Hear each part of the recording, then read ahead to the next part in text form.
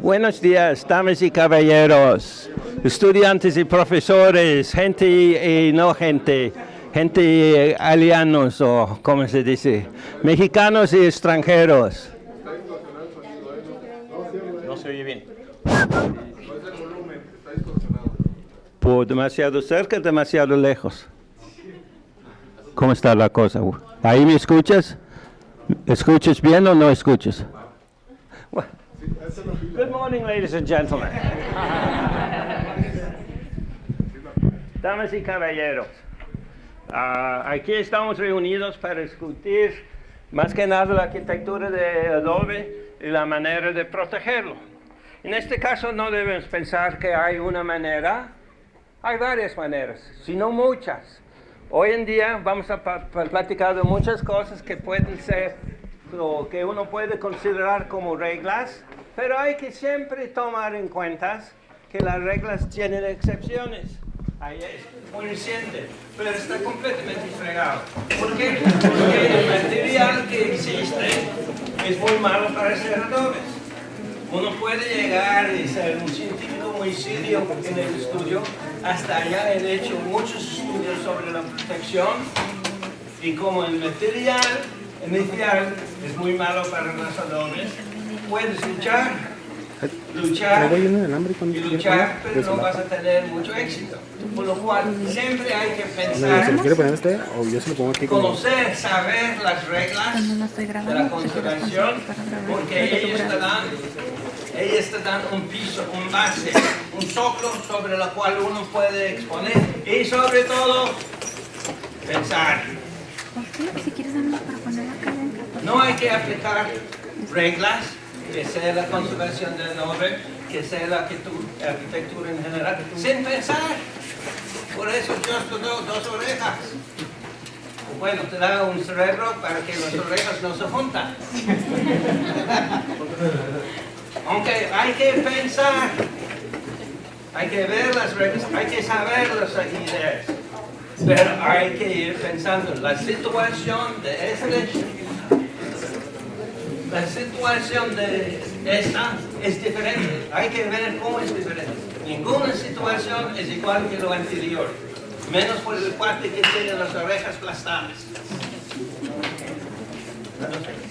Yo no fue. Yo sé que ahorita están trayendo los cereales de nuevo, pero yo no fue. Soy inocente. Soy un chifle. Ok. Si hay reglas, hay que conocerlos, hay que saberlos, hay que saber cómo implementarlos. La otra mano es hay que saber, cada situación es diferente. Cada situación es individual. Punto número uno. Punto número dos, se encuentra en este cartel, que no se lo pueden ver. Pero voy a pedir, Fausto, ¿lo puedes leer? Las letras más grandes, por favor.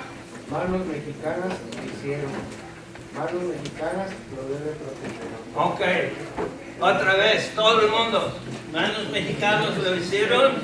Manos mexicanos lo deben proteger. Otra vez. A ver. Manos mexicanas lo hicieron. Manos mexicanas lo deben proteger. ¿Está bien o no? Está bien. ¿Sí? ¿Nadie lo entiende o todos lo entendemos? Ok, hay que buscar un compromiso. Ok, soy inglés, el cuate tiene es romano, no me acuerdo, bulgo, moldavo. Buen vino. La cuata es belga. Ok. Buena cerveza. Belga, buena cerveza. Ok. Yo soy británico. Manos mexicanos lo hicieron. Manos mexicanos lo tienen que proteger. Eso es clave. Se puede confiar en los expertos extranjeros como los argentinos buscando cuerpos. Y sabemos la ridiculeza de eso. Por eso le toca a ustedes, cada uno, a pensar en qué van a hacer ustedes para hacer la conservación. No nada más sentarse y tomar un cafecito. No. ¿Qué van a hacer? ¿Qué es el compromiso que tienen? Bueno. Eso fue punto 2. Y punto 3, vamos a escuchar un español. Perdón. El primer exponente es un español que no está aquí. Va a ser medio difícil. Es el señor doctor Miguel Ángel Soroche.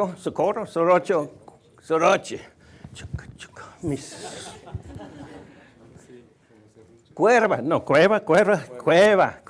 Eso sí me gusta. Que es de la Universidad de Granada. Y si la gente tecnológica, el teclo tiene todo bajo control, vamos a pasarlo ahorita. Bien, muy buenas tardes a todos. Quiero mandarles un saludo desde Granada y agradecer a la profesora Yuko Kita la invitación en participar en este seminario sobre tradiciones constructivas de tierra y su pertinencia actual, que bueno, tengo que reconocer que es la primera vez que hago a través de una grabación, con lo cual quiero pedir sobre todo disculpas por antelación, ¿no?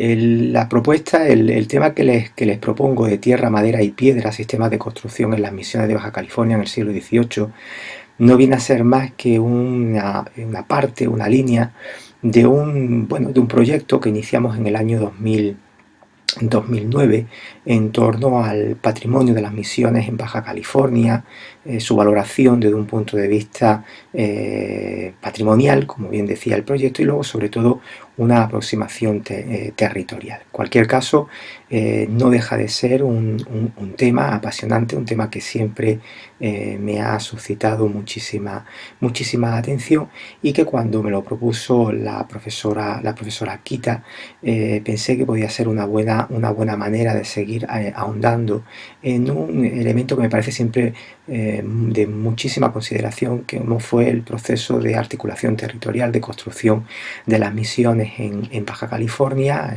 a lo largo del siglo XVIII, y luego sobre todo teniendo muy en cuenta, o al menos singularizando, el papel que los sistemas constructivos en tierra tuvieron dentro de ese proceso.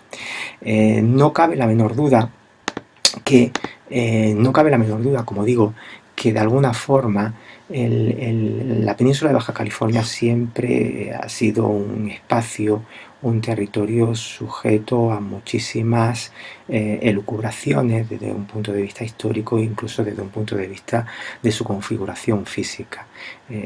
Lo atrayente del espacio, su situación periférica, fue prácticamente un elemento que se constata casi desde época prehispánica, con esos mitos de Cihuatán, y que a la postre incluso sus representaciones a lo largo de la Edad Moderna sufrieron unos vaivenes.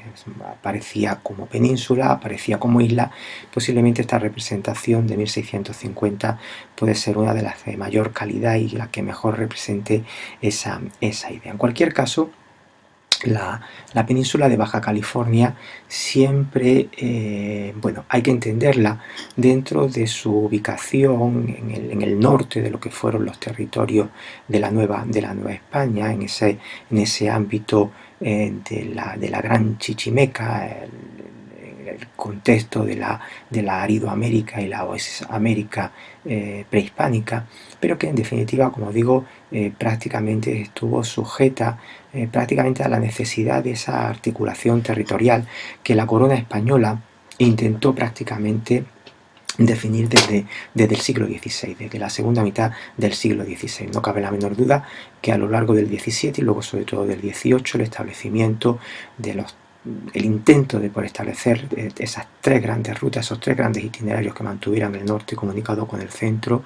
a través de ese camino real de tierra adentro, que posiblemente represente mejor que ninguno toda esa articulación, pero donde no podemos olvidar, por un lado, el camino real de los Texas, que llevó prácticamente hasta la Florida, y esa pretensión del camino real de las misiones que articulara toda la frontera o todo ese frente del Pacífico.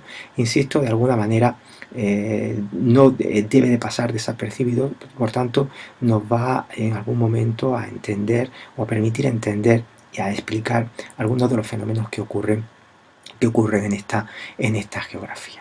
Lo que no cabe la menor duda, aquí está, lo que no cabe la menor duda es que la península de Baja California, prácticamente desde que se producen los primeros intentos de ocupación en ese primer tercio del siglo XVI, pero luego sobre todo con el ímpetu jesuítico a partir del siglo XVIII, como digo, de alguna manera no debe de pasarnos desapercibidos que, bueno, prácticamente estamos en un ámbito alejado de cualquier centro de decisión no hispano, un contexto en donde los grupos indígenas bueno, cuentan con una serie de particularidades que indudablemente los hacen más singulares, grupos pequeños de rápida movilidad por el territorio, y luego fundamentalmente una geografía que exigió desde un primer momento un conocimiento de alguna manera perfecto, vamos a decir, de toda su realidad, que en definitiva fue la que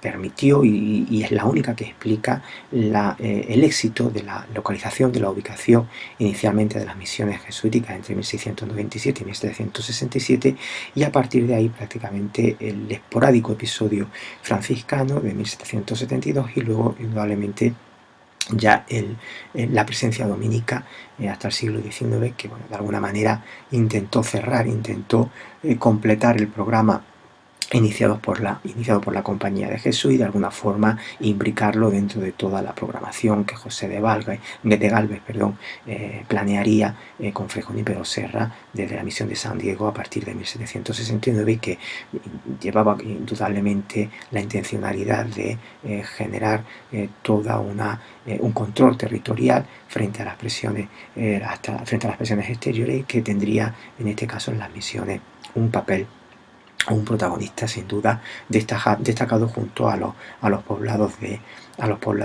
civiles que se fundan junto a ellos, y luego sobre todo a los presidios, que es un tema que indudablemente nos llevaría por otros derroteros.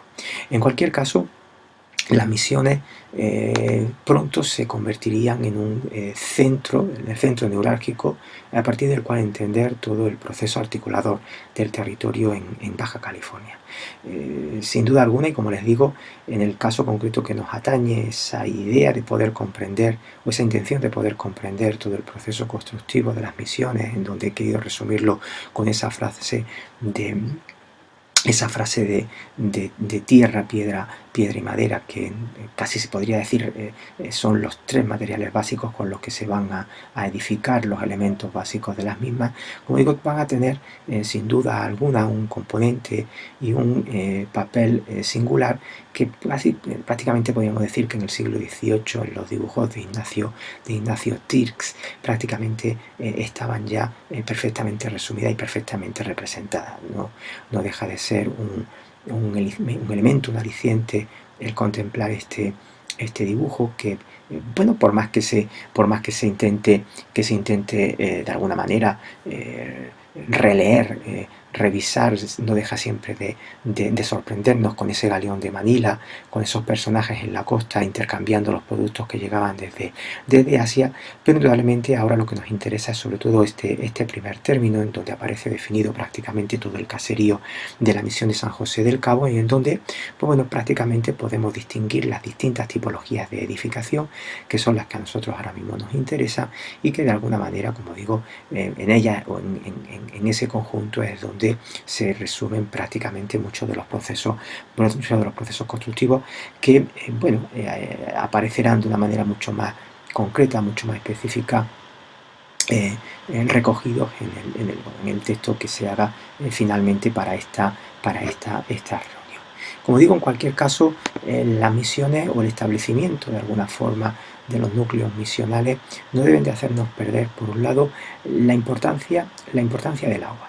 La importancia del agua en un contexto en el que prácticamente ya era de por sí en la época prehispánica un referente indiscutible. Se habla de esos establecimientos, esos caminos de agua que vienen marcados sobre todo por los conjuntos pictóricos rupestres y que en definitiva de alguna manera permitían sobre todo una organización territorial a esos grupos que habitaban este espacio, pero que a mí me van a interesar en primer lugar por ser, al menos quiero reflejar su importancia, en primer lugar por ser unos espacios que serán seleccionados por los jesuitas, indudablemente, a partir de la tradición, a partir de la experiencia que se les va a transmitir por parte de los grupos indígenas, pero luego sobre todo también un elemento fundamental para entender cómo se va a aplicar en el siglo XVIII una estructuración territorial en donde se va a elegir un punto central, donde se va a establecer la cabecera de la misión, y a partir de ahí se van a establecer una serie de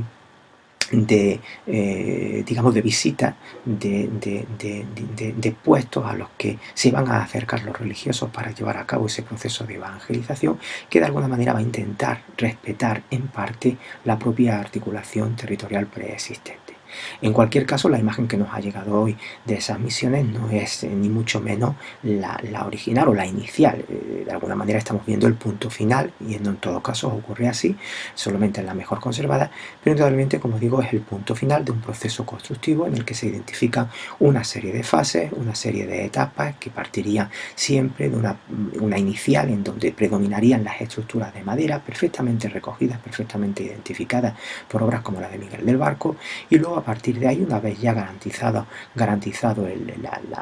la estabilidad de la misión, se llevaba a cabo por un lado una segunda fase en la que se intentaba de alguna manera establecer una mayor solidez en las edificaciones con una construcción normalmente de estructuras en tierra, en las que también se incorporaba, no solo además del edificio de la iglesia, todas aquellas dependencias de las que dependía el funcionamiento de la misión, para casi ya en la fase final, cuando se disponía de tiempo, cuando se disponía de los medios necesarios, construir ya la misión como esta de San Francisco Javier Biondo, con una estructura perfectamente definida en piedra, con un conocimiento claro de los procesos constructivos, y que indudablemente nos abre el otro gran interrogante, es decir, quién era quien llevaba a cabo este proceso. Se conocen indudablemente, al menos se acepta el conocimiento por parte de religiosos como el propio Miguel del Barco de unas técnicas mínimas constructivas que son las que permitieron la edificación, por ejemplo, de este edificio,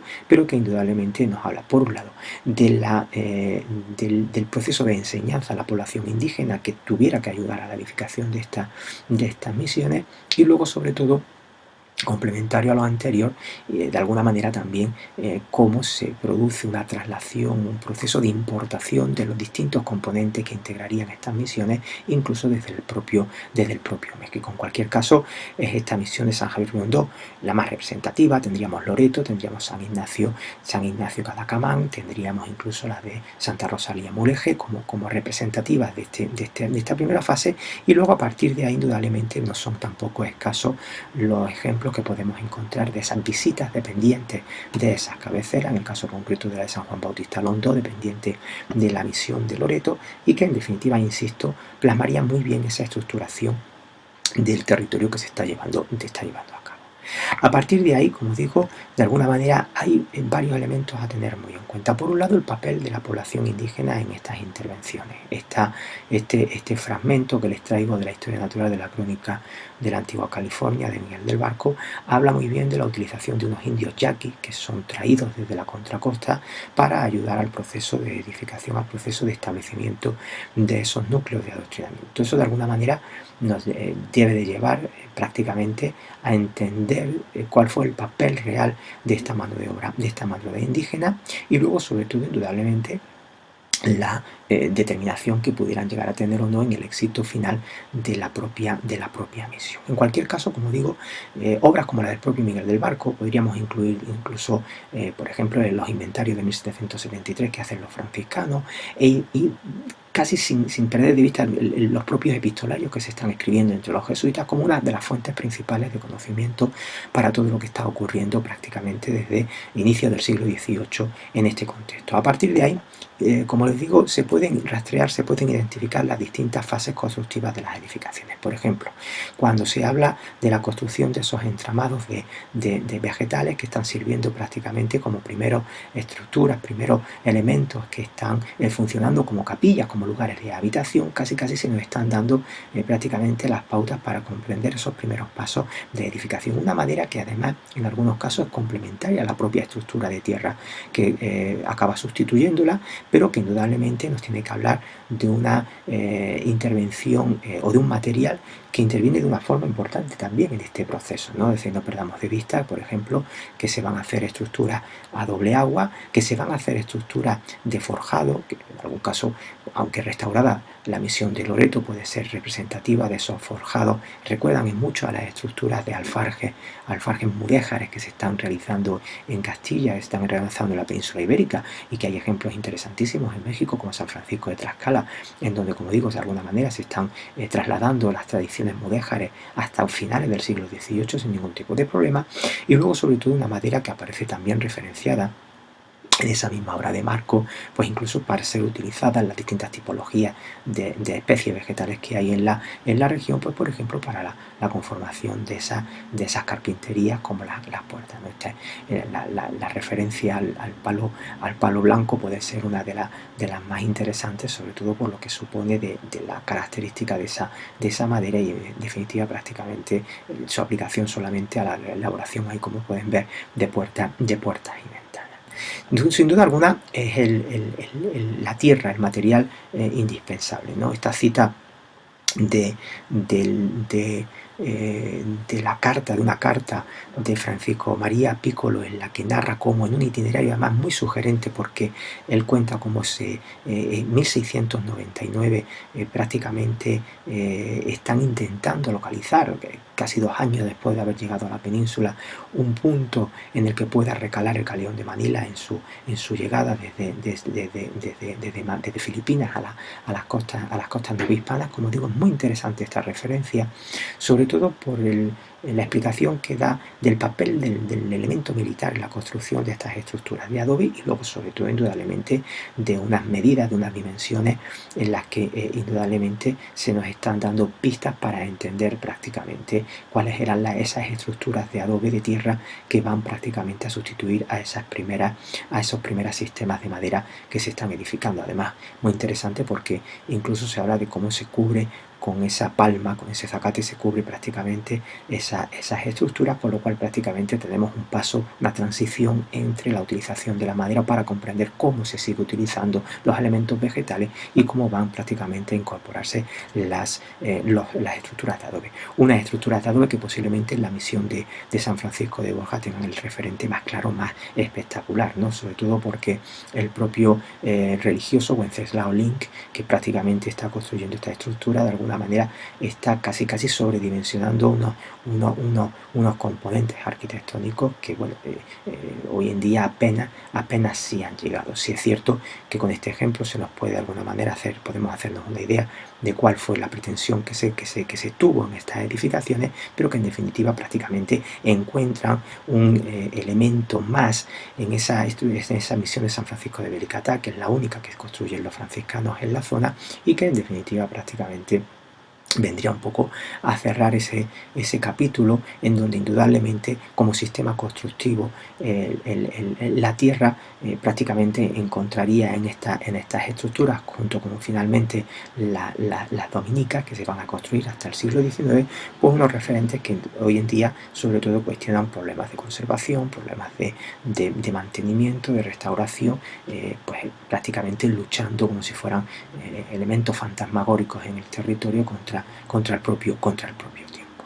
En cualquier caso, como digo, las fases de vegetal a tierra culminarían con la construcción en tierra, como se señalaba con anterioridad, ¿no? Una construcción en tierra que el propio Miguel del Barco se encarga de analizar de una manera, yo creo que muy clara, sobre todo cuando habla del tezontle, un tezontle que indudablemente él no duda en comparar con el que se está utilizando en Ciudad de México, y que encuentra posiblemente un espacio, un escenario magníficamente representativo en la península de Baja California, por cuanto te permite entender de la disponibilidad y de la presencia de dicho material o de dicha materia prima en el espacio. No cabe la menor duda que lo que se logra hacer, lo que se consigue es de muchísimo valor, de muchísimo mérito, sobre todo si analizamos sobre todo básicamente la estructura de la misión de San Francisco Javier Leondo, unos esquemas jesuíticos de una sola nave con una cúpula, un crucero cubierto por una cúpula sin tambor, y en donde indudablemente sobresale al final unos retablos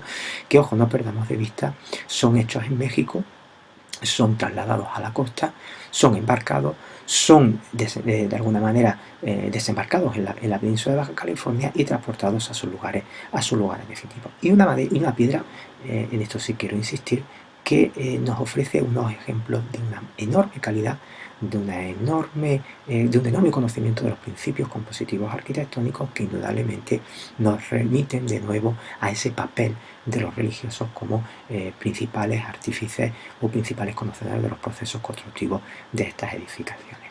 No tengo mucho tiempo más, me quedan poco menos de un minuto para completar los 20 que la profesora Akita me pidió que fuera mi intervención. Quiero agradecer de nuevo la posibilidad de haberme dado de participar de esta forma en un congreso que creo que abre muchísimas propuestas interpretativas muy interesantes, y en cualquier caso lamento no poder estar disponible por Skype para las intervenciones, con lo cual pues solamente me queda despedirme. Gracias.